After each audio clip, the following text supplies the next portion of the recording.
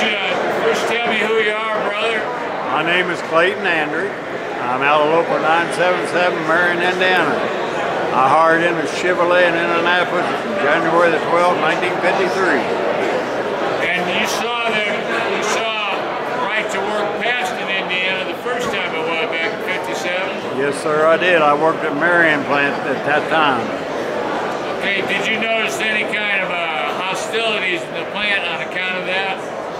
Well, yes, there was problems. We had some trouble with some of the people paying their dues and stuff. But us being a closed factory, they still had to pay them, but we had a hard time collecting them. But when they passed the guaranteed annual wage in Detroit during that period of time, I got laid off, and I couldn't draw the guaranteed annual wage because they just passed the right to work law in Indiana. So, but in not Kentucky, Michigan and those states could still draw it because they weren't a right to work state.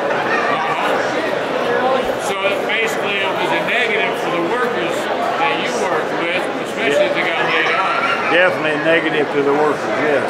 But what happened to those Republicans that passed it back then? Didn't they do something about them in the next election?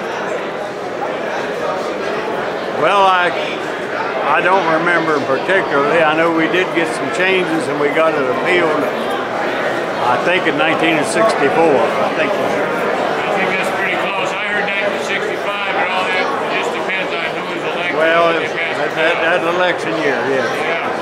Well, I'll tell you what, first I want to say, as Robert Peterson, Local 933, and I want to say that I appreciate what the retirees have done for me as an active worker.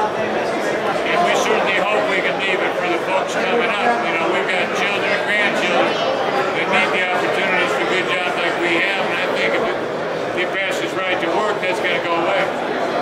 I think it's going to damage them a lot, especially under this new contract we just got for the UAW people.